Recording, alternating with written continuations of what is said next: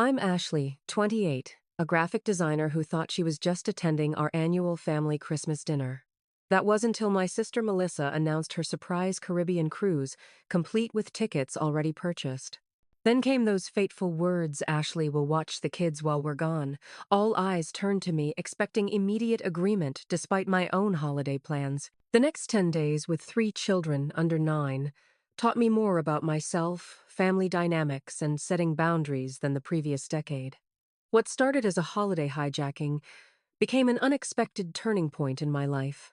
If you're watching this now, drop a comment letting me know where you're tuning in from, and hit that subscribe button to join me for more stories about finding your voice when family expects you to stay silent. The disaster began during our family's Christmas Eve dinner.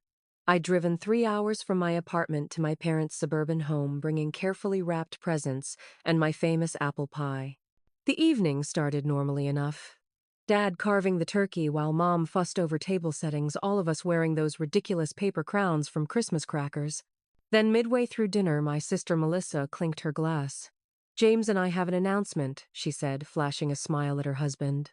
"We've booked a 10-day Caribbean cruise. We leave the day after tomorrow." The table erupted in congratulations. Everyone except me, because I noticed something in her wording. We only included her and James, not their 3 kids. Emma, Tyler, and Lily. I felt the first knot of dread forming in my stomach.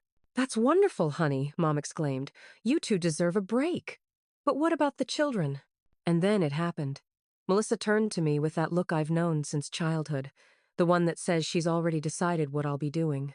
"Ashley can watch them, right? It's perfect since she works from home. It's not like she has real plans." I nearly choked on my cranberry sauce. "Actually, I do have plans. I'm supposed to go to Colorado with friends. We've had it booked for months." The room fell silent for a beat before Dad chuckled. "Well, family comes first, right, kiddo?" "But I've already paid for my share of the cabin," I protested, feeling my voice growing smaller. Mom patted my hand condescendingly.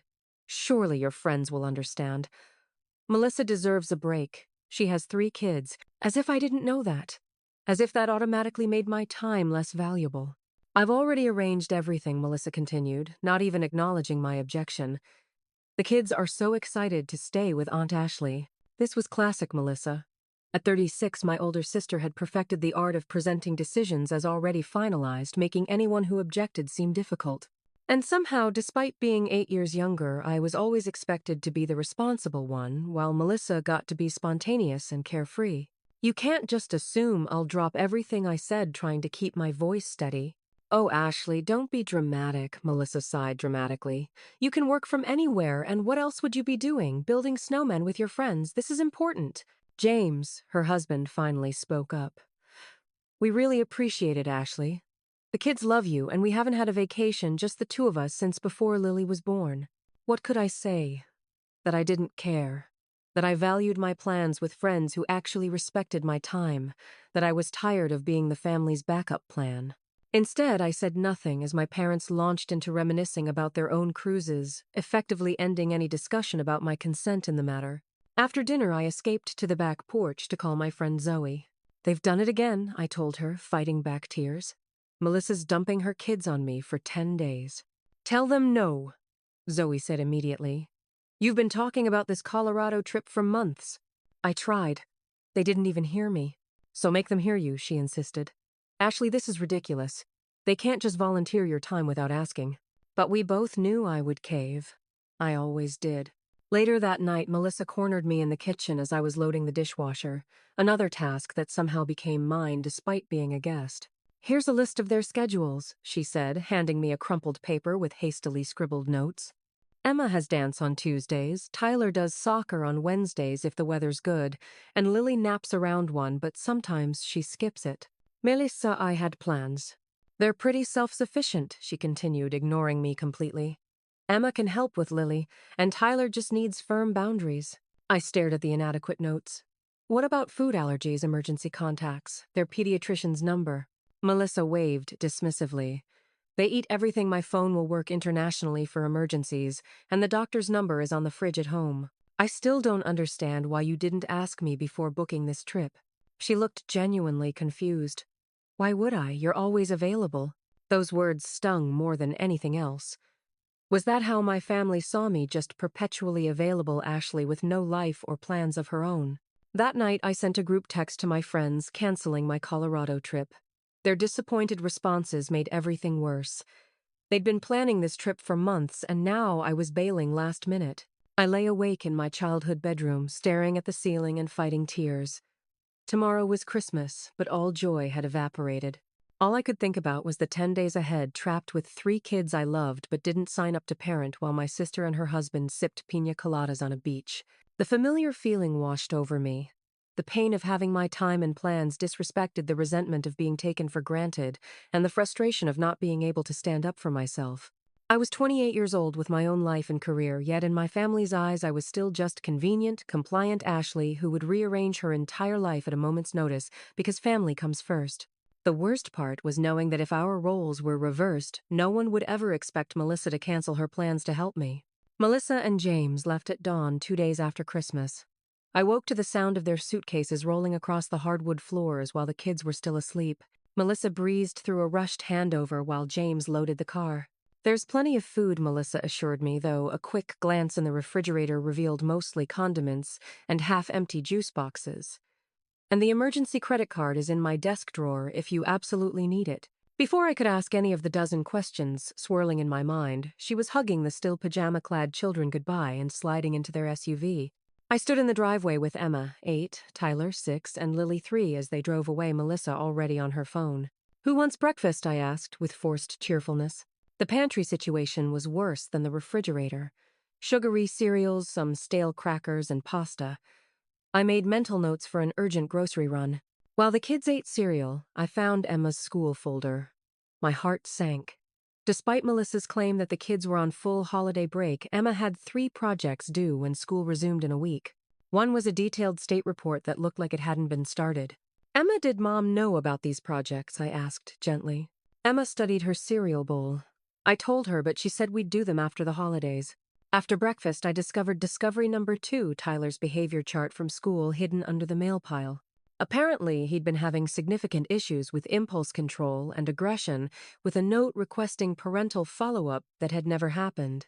By mid-morning, I made discovery number 3 when Lily had an accident.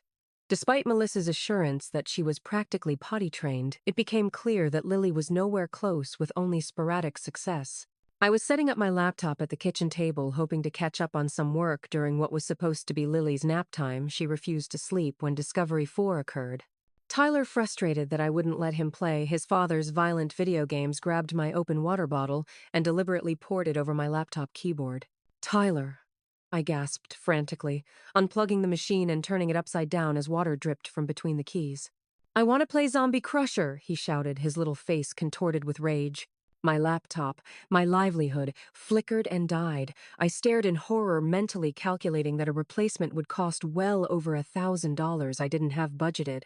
Meanwhile, Emma was anxiously asking about help with her project, and Lily was crying because she'd wet herself again.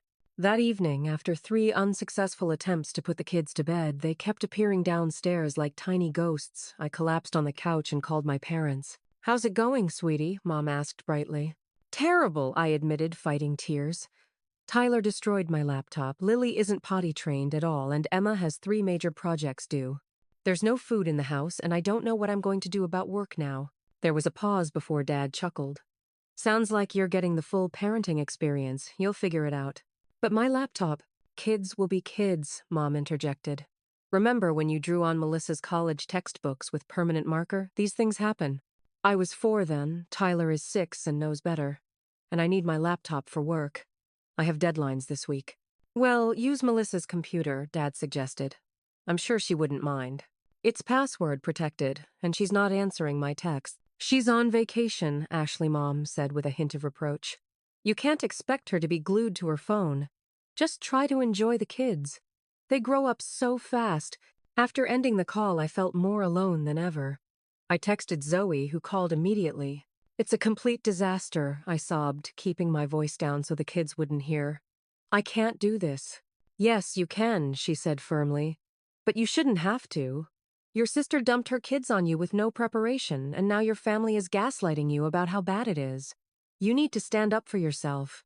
How Melissa's unreachable and my parents think I'm overreacting.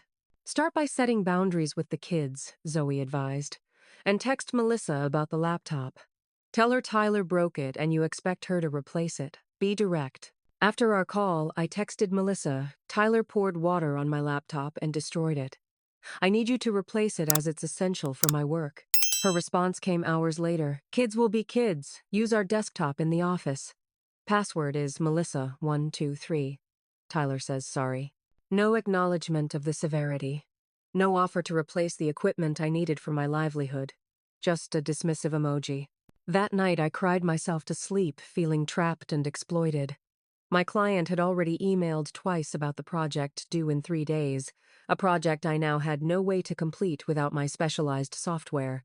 The kids had finally fallen asleep after multiple attempts, the house was a disaster, and I was only on day 1 of 10. Something had to change or I wouldn't survive this. By day 3, we'd reached crisis level with the food situation. I had no choice but to take all 3 kids grocery shopping. I made a detailed list, gave the kids a pep talk about behavior expectations, and promised small treats if they cooperated. The expedition was a nightmare from the start. Lily insisted on pushing the little shopping cart, immediately crashing it into a display of oranges. Tyler disappeared twice, once found trying to open a package of cookies, and once hiding inside a circular clothes rack. Emma at least stayed by my side, though her anxiety became apparent through her constant nail-biting and whispered questions about whether people were staring at us. In the cereal aisle, Lily had a complete meltdown when I wouldn't buy the sugar-laden cereal she wanted.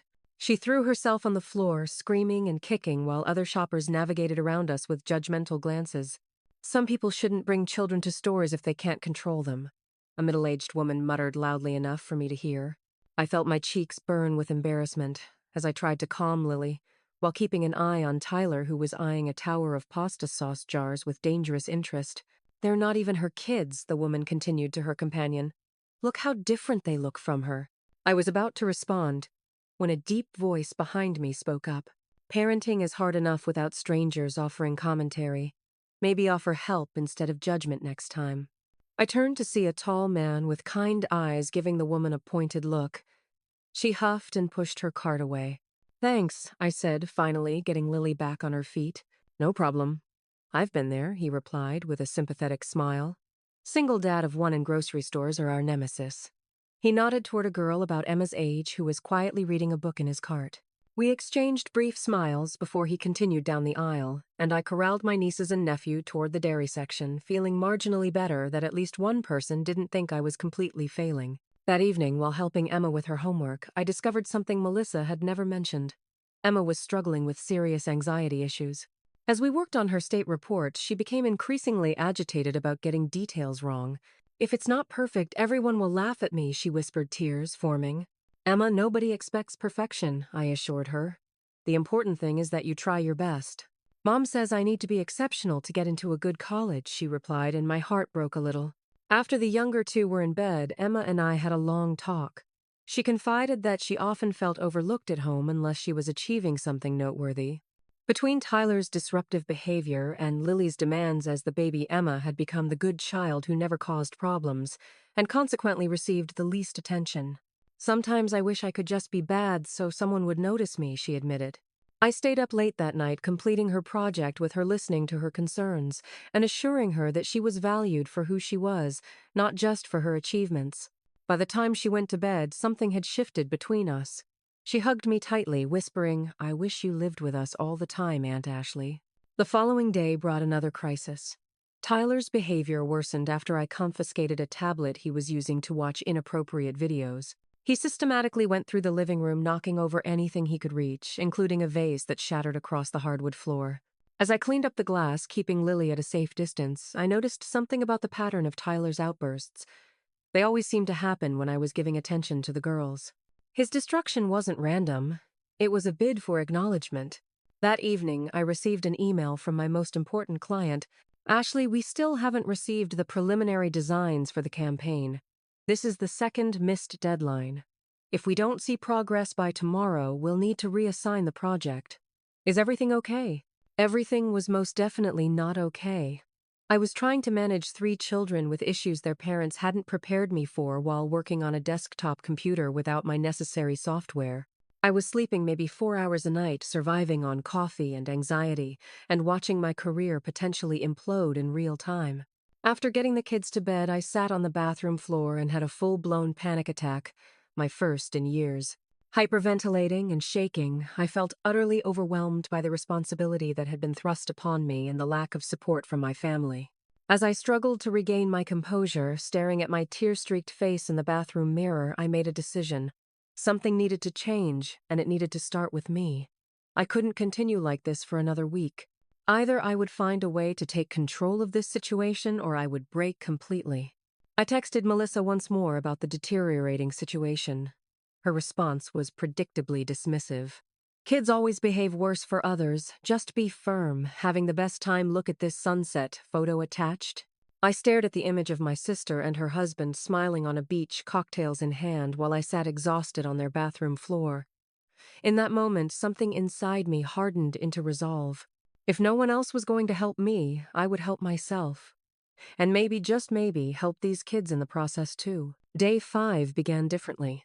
I woke before the kids and prepared myself mentally for the new approach. No more reactive parenting, no more desperate attempts to please everyone. Today we would establish order. When the children stumbled downstairs for breakfast, they found me waiting with a smile and 3 colorful pieces of paper taped to the refrigerator. "What's that?" Tyler asked, suspiciously. "Our new family rules and schedule," I explained. "Everyone gets to help create the rules, but once we agree, everyone has to follow them, including me." The first rule-setting session was predictably chaotic. Tyler wanted unlimited screen time as a rule, while Emma suggested no yelling and Lily just wanted cookies for breakfast.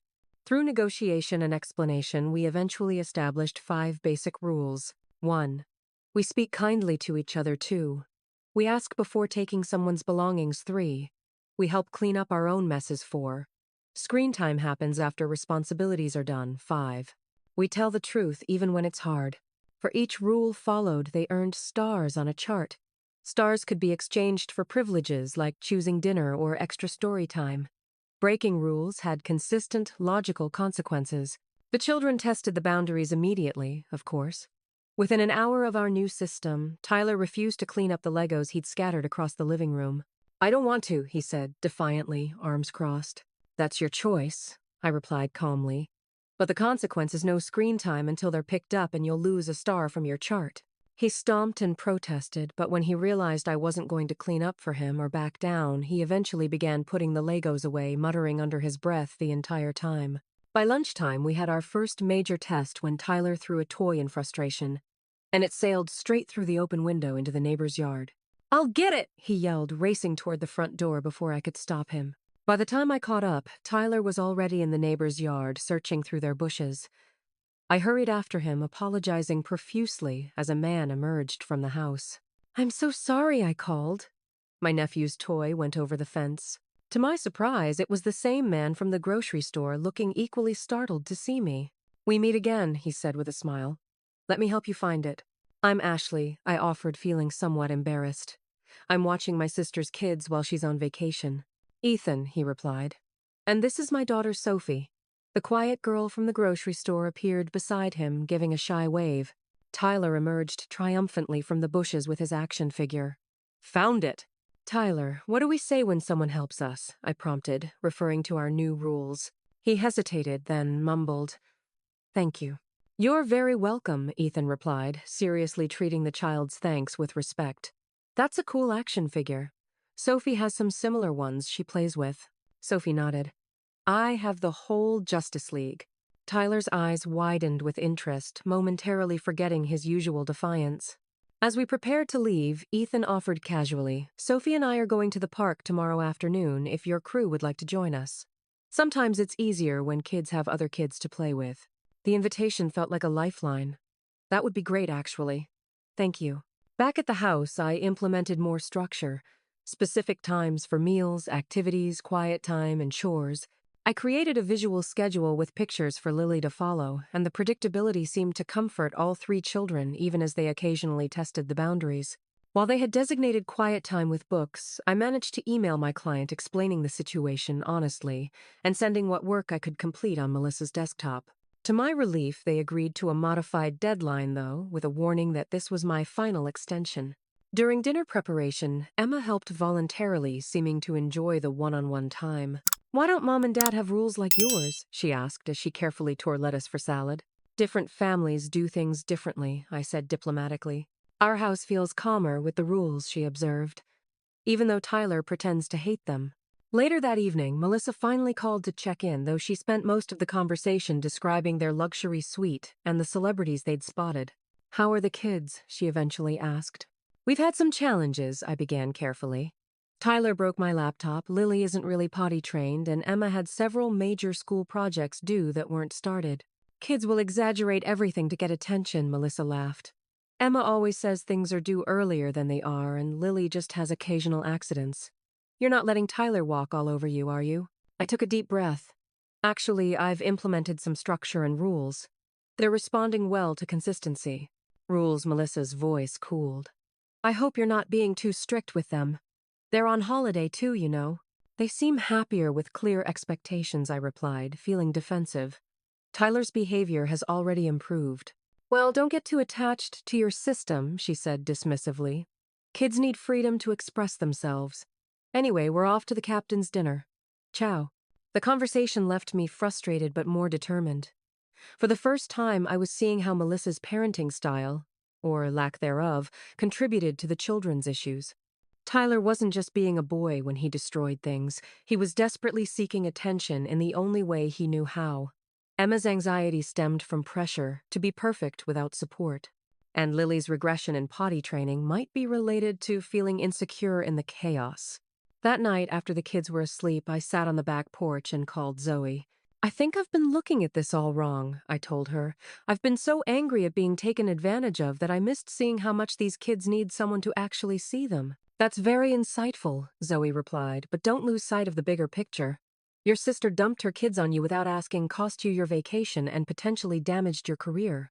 Being a good aunt doesn't mean you have to be a doormat." "I know," I agreed. "But for the first time, I feel like I'm actually in control of the situation instead of drowning in it, and that feels empowering somehow." As I ended the call, I noticed Ethan's light still on next door.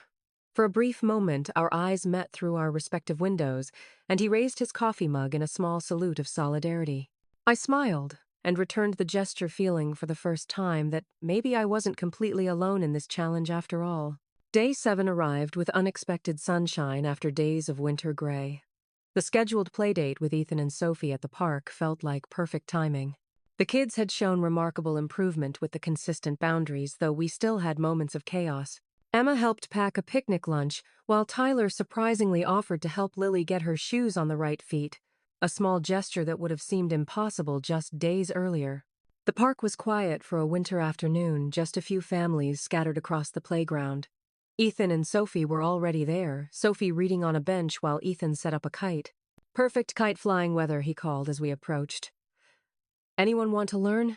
Tyler, usually suspicious of male authority figures, stepped forward eagerly. I watched in amazement as Ethan patiently showed him how to hold the string and control the kite's movement, offering guidance without taking over. Within minutes, Tyler was running across the field, face alight with joy as the diamond-shaped kite danced above him. Sophie invited Emma to see her new book, and the two girls settled on a nearby bench heads together over the pages. I sat with Lily on the edge of the sandbox, helping her build castles while keeping an eye on the others. Ethan eventually joined us, sitting down with a contented sigh. "You're good with them," I observed. "Tyler especially seems to respond to you." "Boys his age often just need physical activity and clear expectations," he said. "Being a single dad forced me to learn a lot through trial and error." "How long have you been on your own?" I asked. 3 years now. Sophie's mom decided family life wasn't for her. He said it matter-of-factly, without bitterness. "It was rough at first, but we found our rhythm eventually." I found myself sharing my own situation, not just the current childcare crisis, but the larger pattern of family dynamics, where my needs always seemed secondary to my sister's. "That sounds frustrating," he said, watching Sophie and Emma, who were now teaching Lily how to make snow angels in a small patch of remaining snow. "The worst part is feeling like I don't have the right to be upset," I admitted. "Like I'm selfish for wanting my own time to matter." "Having boundaries doesn't make you selfish," he said quietly. It makes you human. There was something so validating about hearing those words from someone who understood the challenges of childcare firsthand. Our conversation was interrupted by Tyler running over, cheeks flushed with excitement. "Aunt Ashley, did you see how high my kite went? It was practically in outer space. I saw you're a natural," I praised, feeling a surge of affection for this child who'd seemed so unreachable just days ago. After lunch, the children played an elaborate game of their own invention, involving the playground equipment, while Ethan and I continued our conversation on a nearby bench.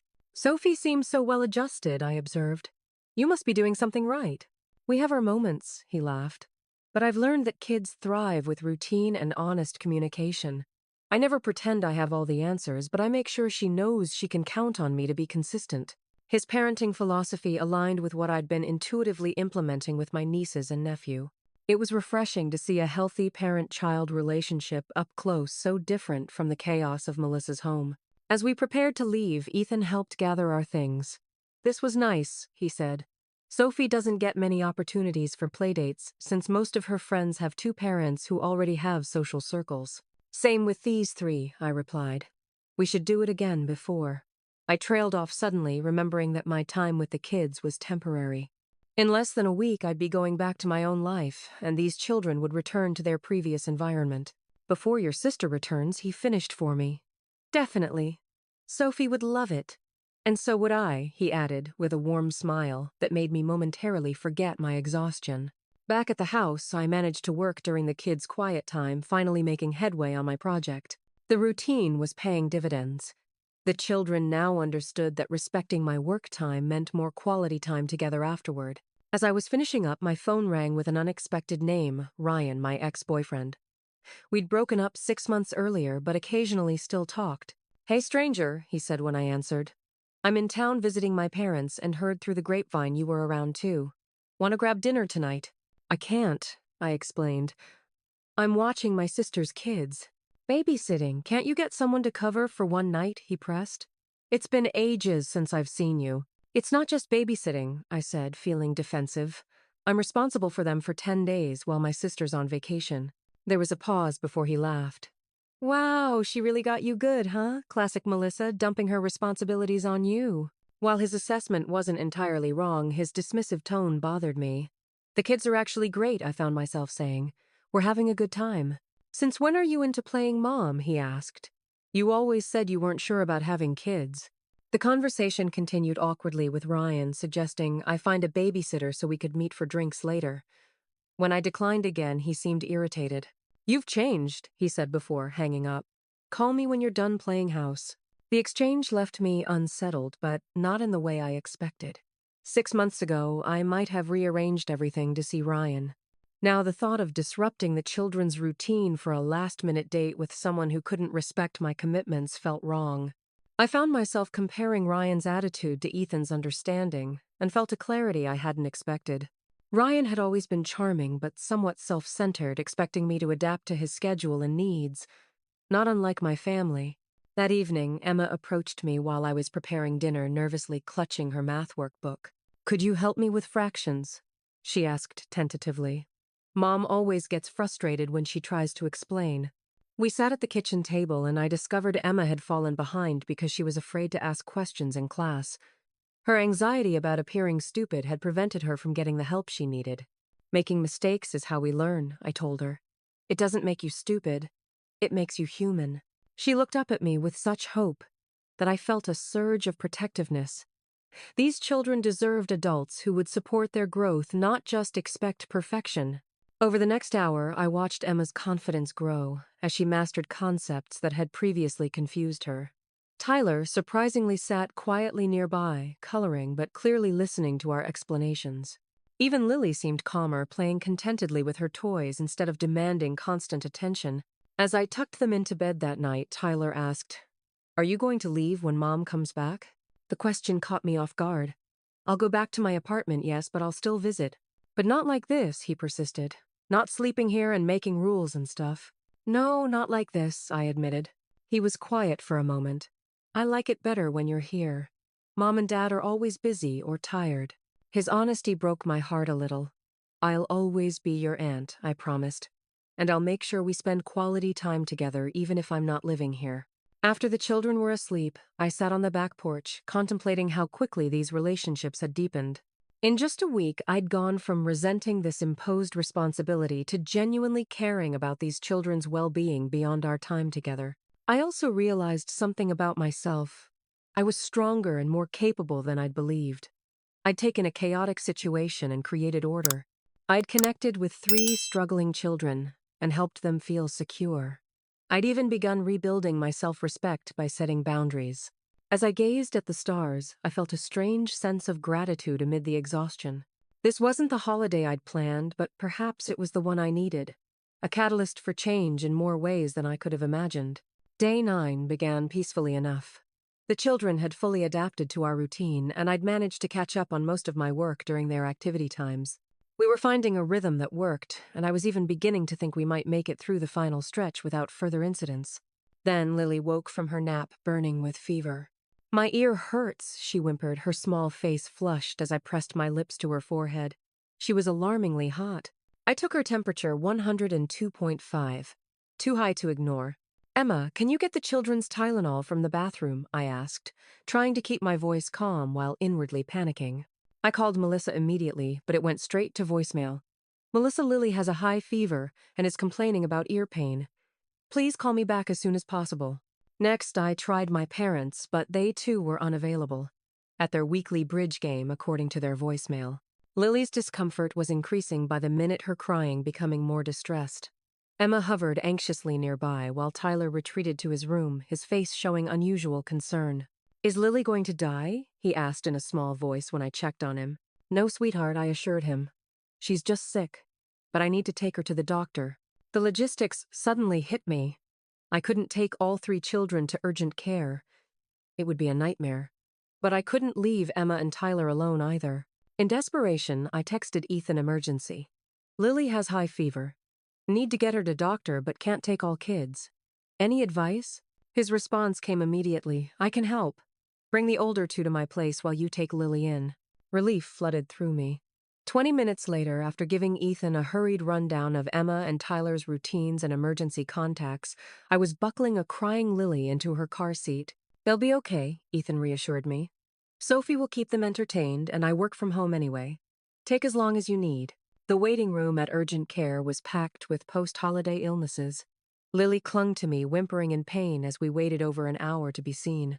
I continued trying Melissa's phone every 15 minutes, growing increasingly frustrated at her unavailability during a medical crisis. When we finally saw the doctor, the diagnosis was clear: a severe ear infection. "She's quite uncomfortable," the doctor said, examining Lily's ear. "This has probably been developing for several days. Has she been tugging at her ear or having trouble sleeping?" I realized with a sinking feeling that Lily had been pulling at her ear since yesterday, but I'd attributed it to tiredness. Had I missed the early signs because I was juggling too many responsibilities? "The infection is quite advanced," the doctor continued writing a prescription. "She'll need antibiotics right away, and you'll want to keep her fever controlled with children's acetaminophen or ibuprofen. If the fever doesn't respond or goes higher than 103, bring her to the emergency room." I nodded, feeling overwhelmed and wholly unprepared for this level of medical decision-making for someone else's child. At the pharmacy, I realized another problem: I didn't have Lily's insurance information. The prescription would cost over $200 out of pocket. Fumbling through my wallet, I found the emergency credit card Melissa had mentioned. I prayed it had enough available credit as I handed it to the pharmacist. By the time we returned to Ethan's house, it was past dinner time. Lily was drowsy from the medication, but still feverish and clingy. To my surprise, Emma and Tyler were calmly playing a board game with Sophie. "How did it go?" Ethan asked, taking in my exhausted expression. "Ear infection," I explained. "Pretty bad one. She needs antibiotics every 8 hours and fever monitoring throughout the night." "I made extra dinner," he offered. "Nothing fancy, just pasta. I thought you might not feel like cooking tonight." The simple kindness nearly broke me. "Thank you," I managed, fighting tears of gratitude and exhaustion. Later that night, after a dinner I barely tasted, and getting the older children to bed, I settled into the rocking chair in Lily's room for what I knew would be a long night.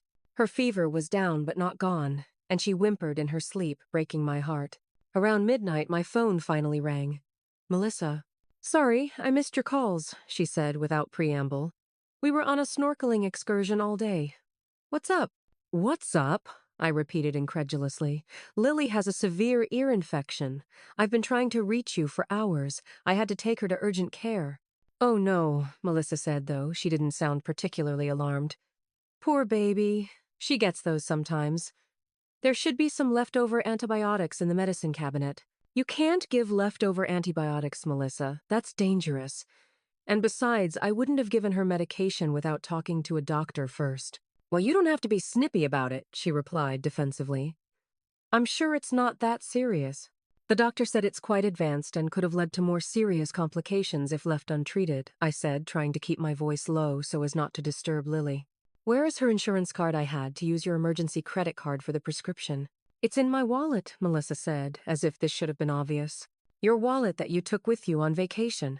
Oh, she paused. Right. Well, the credit card is fine. James can transfer you the money when we get back. I took a deep breath, fighting the urge to explode. Melissa, I've been trying to reach you all day during a medical emergency with your child. Do you understand how scared I was? How scared Lily was? She's 3 years old with a painful infection, and I couldn't even tell her when her mom would call back. You're overreacting, Melissa said coldly. It's just an ear infection, not a life-threatening emergency. This is exactly why I hesitated to call back. You always make everything so dramatic. Something inside me snapped. All the accumulated stress, resentment, and hurt crystallized into a clarity I'd never experienced before. No, Melissa, I'm not being dramatic. I'm being responsible. Something you should try sometime.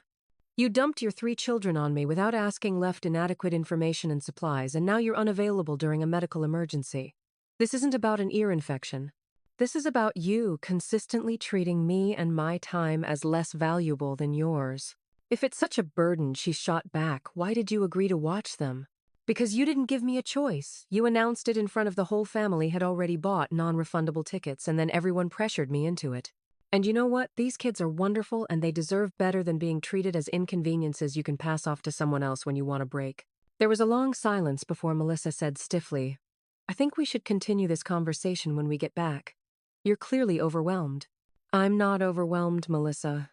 I'm seeing clearly for the first time. Your kids are thriving with consistency and attention.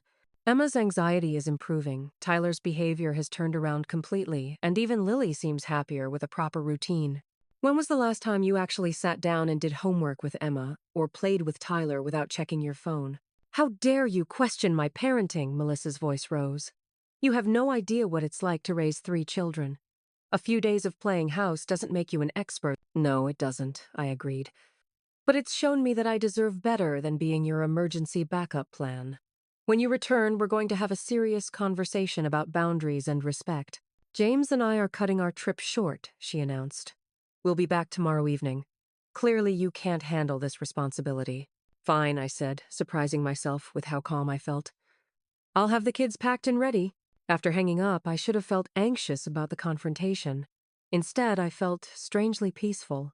For perhaps the first time in our adult relationship, I had stood my ground with my sister without backing down or apologizing for having needs of my own. I spent the night alternating between dozing in the chair and checking Lily's temperature. By dawn, her fever had broken and she was sleeping peacefully. As I watched her small chest rise and fall, I felt an overwhelming rush of protectiveness and love for this child and her siblings. I had entered this situation resenting the imposition, but somewhere along the way, genuine bonds had formed. These children had taught me more about my own strength and capacity for nurturing than I'd ever expected. And in standing up to Melissa, I had finally begun to value myself the way I'd been teaching Emma to value herself. Morning arrived with Lily feeling markedly better, the antibiotics already working their magic.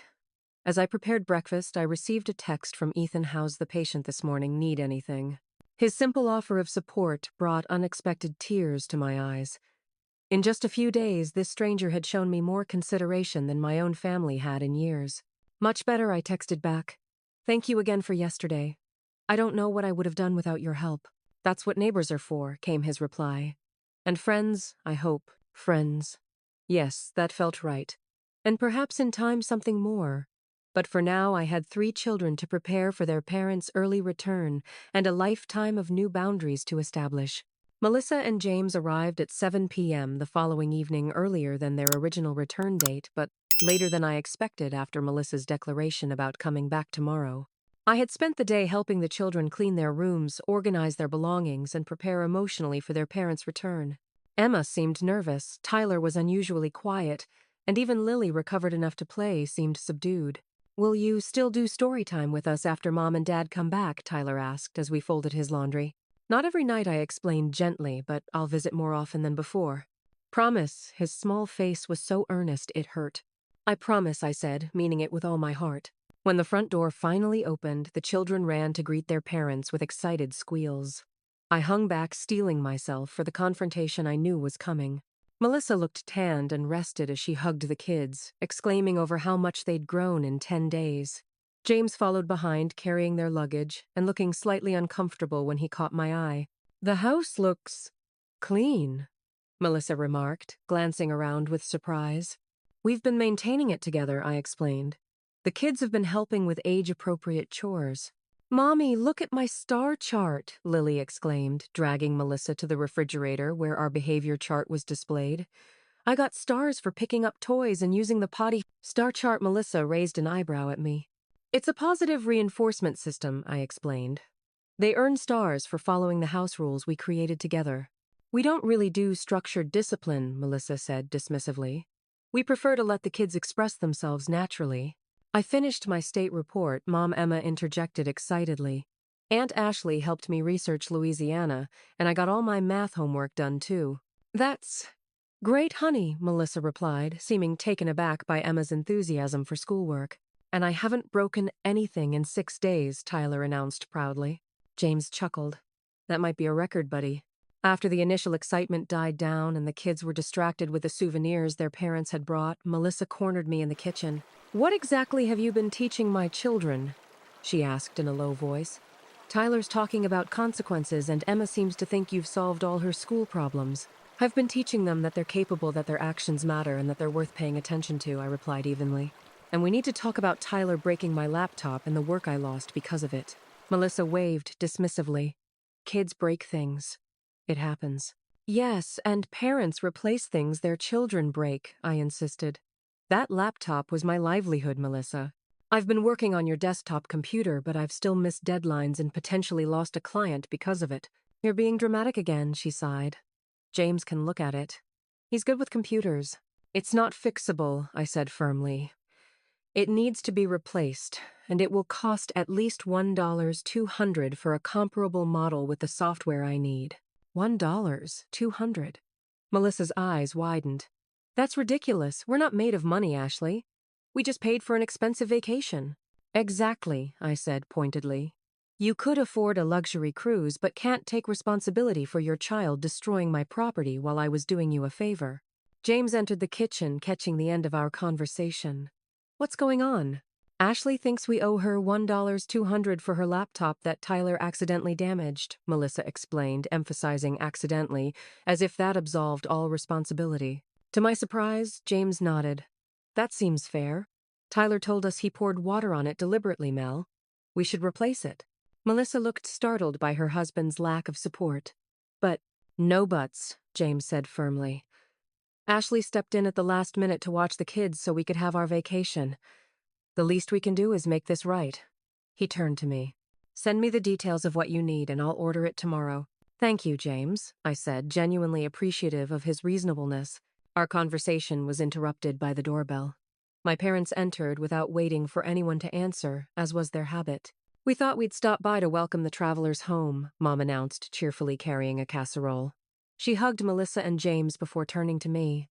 "And how's our little babysitter survived the adventure?" The diminutive term grated on me after everything I'd been through. "I managed," I replied coolly. As the kids excitedly told their grandparents about the past 10 days, I noticed how my parents' attention drifted whenever Emma mentioned academic accomplishments or Tyler talked about following rules.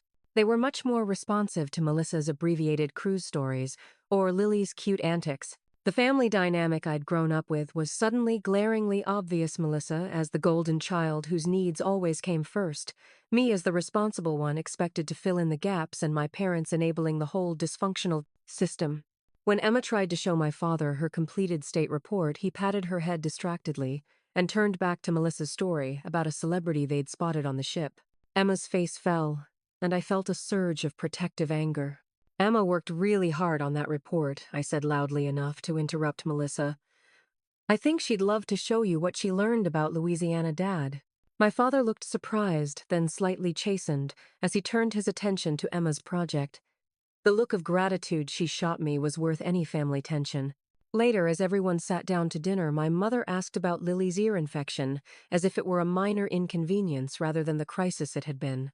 Oh, Ashley always was a worrier, she chuckled when I described the urgent care visit.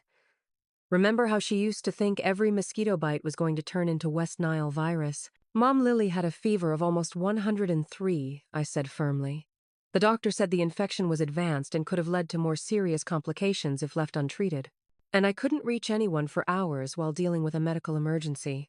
Well, all's well that ends well, my father interjected in his typical conflict-avoidant manner. No, it's not, I insisted, surprising everyone, including myself. This whole situation has shown me that my time and needs are consistently treated as less important than Melissa's, and that's not okay anymore. An uncomfortable silence fell over the table. What are you talking about? My mother finally asked. I'm talking about how Melissa announced she was leaving her kids with me without asking first.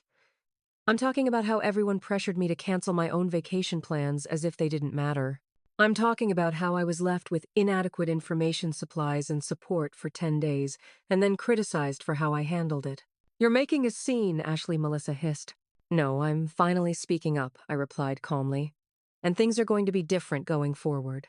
I love you all, but I deserve the same respect and consideration that everyone else in this family receives. My mother looked genuinely confused. But you've always been so good at helping out. So responsible. Being responsible doesn't mean I should be taken advantage of, I explained. From now on, I need to be asked before commitments are made on my behalf. I need my property replaced when it's damaged. And I need my family to acknowledge that my time and plans are just as valuable as anyone else's. James was nodding slightly while Melissa looked somewhere between angry and ashamed. My parents appeared completely baffled, as if the concept of me having boundaries was entirely foreign. The most surprising reaction came from the children. Emma was watching me with something like admiration. Tyler, usually disinterested in adult conversations, was paying close attention. Even little Lily seemed to sense the importance of the moment. Aunt Ashley is right, Emma said suddenly. She taught us that everyone deserves respect, out of the mouths of babes. The tension in the room gradually shifted into something more thoughtful. No one fully conceded or apologized outright, but there was a palpable sense that something had fundamentally changed in our family dynamic. As I helped clear the dinner dishes, Emma whispered to me, "Are you still going to visit us even though you're mad at Mom and Dad?" "Of course I am," I assured her. "I'm not mad exactly. I'm just setting boundaries so that we can have a healthier relationship. And nothing could keep me from seeing you guys." She hugged me tightly. "Good. Because you're the only one who helps with my homework without getting frustrated." That evening, as I packed my overnight bag to return to my apartment, I felt lighter than I had in years. Standing up for myself hadn't been easy, but it had been necessary, not just for me, but for the example it set for these children I'd grown to love so deeply. As I was loading my car, Ethan appeared in his driveway. Heading out, he asked. "Yes, parental duty complete," I replied with a small smile. "The neighborhood will be quieter without your crew," he said. "Sophie's already asking when Emma can come over again." "I'm planning to visit regularly," I told him. "Maybe we could arrange some playdates." "I'd like that," he said warmly. "And maybe a grown-up playdate, too. There's a new restaurant downtown I've been wanting to try." The invitation sent a pleasant flutter through me. I'd like that, too. As we exchanged phone numbers, I realized that this forced childcare adventure had given me something unexpected. Not just a stronger sense of self, but new connections I might never have made otherwise. Saying goodbye to the children was harder than I expected. Lily clung to me, not fully understanding why I was leaving. Tyler tried to maintain a tough facade but asked 3 times when I'd visit again. Emma, always the most perceptive, seemed to understand the complex emotions at play. "You changed things," she whispered as she hugged me goodbye. "In a good way." Driving away from my sister's house that night, I felt both emptier and fuller than before. Missing the children already, but filled with a new sense of self-respect and possibility. 1 month later, I sat in my newly reorganized apartment typing on my replacement laptop. The morning sun streamed through the windows as I finished a project for a new client. One I'd landed partly because of the portfolio pieces I'd managed to create, despite the childcare chaos. My phone chimed with a text from Emma. Got an A on my science test. Can we video chat later? I smiled and replied immediately. Absolutely. So proud of you. 7 p.m. work. The past month had brought significant changes. True to my word, I'd maintained regular contact with the children. I visited once a week for dinner and helped Emma with homework via video chat twice a week. I'd even taken Tyler to a science museum exhibition he'd been excited about. My relationship with Melissa remained complicated but was slowly improving. After the initial tension following my boundary setting, we'd had several conversations, some difficult, some promising. She'd never explicitly apologized for taking advantage of me, but her behavior had shifted subtly. She now actually asked, before assuming I was available, though sometimes with an edge of resentment. James had been surprisingly supportive, acknowledging privately that many of my observations about their family dynamics were accurate. He'd promptly replaced my laptop as promised and had begun making more effort to be present with the children, especially Emma. My parents were having the hardest time adjusting to the new normal. Mom still occasionally made comments about me being less available or more particular than before, but I'd become adept at calmly reinforcing my boundaries without becoming defensive. I have commitments Tuesday, but I'm free Thursday if you still want help with that. Project had become my standard response, rather than immediately rearranging my schedule to accommodate last-minute requests. My friendship with Ethan had blossomed into something more, though we were taking things slowly. Our dinner at the downtown restaurant had led to movie nights-long conversations and a comfortable companionship that felt refreshingly equal. Sophie and the kids had regular playdates, sometimes with me supervising, sometimes with Ethan creating an extended family dynamic none of us had expected. The most profound changes, however, were internal. I discovered strengths I didn't know I possessed. The ability to create order from chaos, to connect with children on their level, to stand firm in the face of opposition. More importantly, I'd learned that setting boundaries wasn't selfish, but necessary for healthy relationships. My work had improved as I applied the same principles of structure and boundaries to my professional life. I no longer accepted rush jobs without adequate compensation, or let clients repeatedly change project parameters without adjusting timelines or fees. The doorbell rang, interrupting my reflections. I opened it to find my mother standing there with a casserole dish. I was in the neighborhood and thought you might like some lasagna, she explained, though we both knew my apartment wasn't on the way to anywhere she typically went. Thanks, Mom, I said, taking the dish. Would you like to come in for coffee? She settled at my kitchen table while I prepared our drinks, looking slightly uncomfortable in the unfamiliar surroundings. I realized with a start that this was the first time she'd visited my apartment in over a year. I'd always gone to her house before. Your father and I are planning a weekend trip to the lake house next month, she mentioned casually. We thought maybe you could check on the house while we're gone. Water the plants, bring in the mail. The old me would have immediately agreed. The new me paused to consider. When exactly are you going? I'd need to check my schedule. Mom looked surprised, as if the idea that I might have conflicting plans hadn't occurred to her. The first weekend in June. Surely you're not busy every day that weekend. I might be, I replied evenly. I have a commission due that Friday, and Ethan and I have been talking about taking the kids hiking on Saturday. But I could potentially stop by Sunday morning if that would help. My mother's expression shifted from surprise to something like respect. Sunday would be fine, she said after a moment. And it's nice to see you have such a full life, Ashley. It was as close to an acknowledgement as I was likely to get, and I accepted it with grace. Later that evening, during my video call with Emma, I noticed subtle changes in her as well. She seemed more confident, less anxious about making mistakes. Mom's using some of your ideas, she confided. Not the whole star chart thing, but she's helping more with homework. And Dad plays board games with us on Sundays now.